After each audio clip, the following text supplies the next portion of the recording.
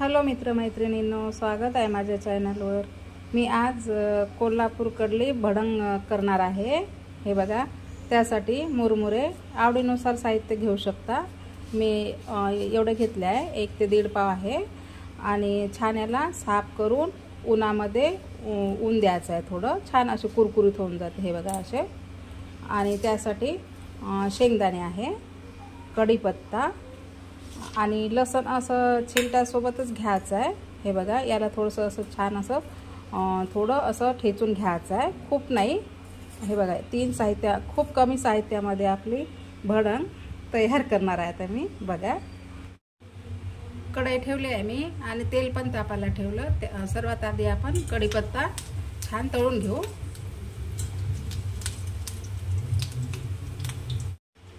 हे बघा, असं तळून घ्यायचं आहे, काढून घ्यायचं। यानंतर आपण हे लसण फ्राय करून घेऊ।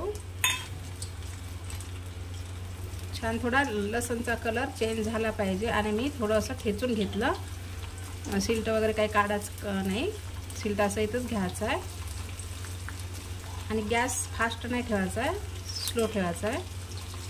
आता यानंतर आपण शेंगदाणे ॲड करू आणि शेंगदाणे सुद्धा छान परतून घ्यायचे आहे।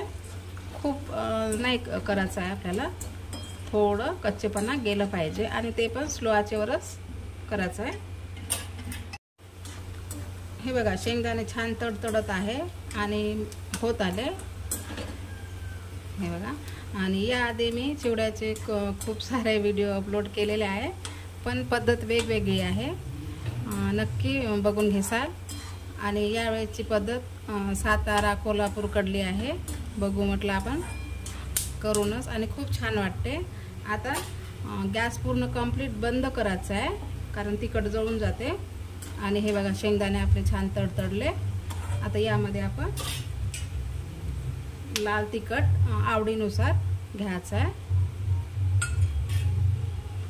तिखट टाकायचं आहे। गॅस बंद केला आहे आणि अर्धा लिंबू पिळून यामध्ये ॲड करायचा आहे।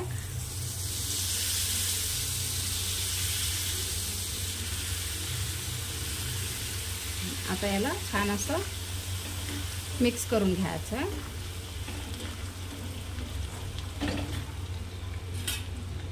आणि यामध्ये साखर ॲड करायचं आहे आणि तुम्ही पिठी साखर पण घेऊ शकता।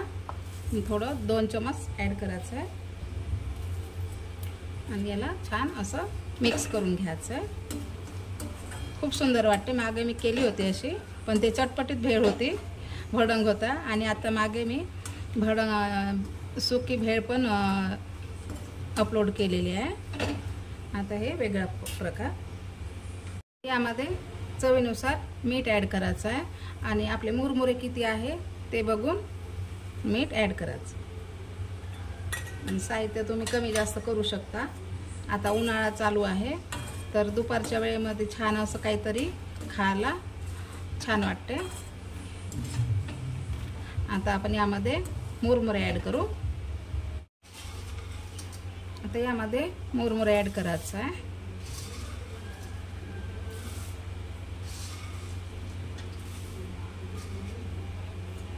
आणि मिक्स करून घ्यायचं आहे।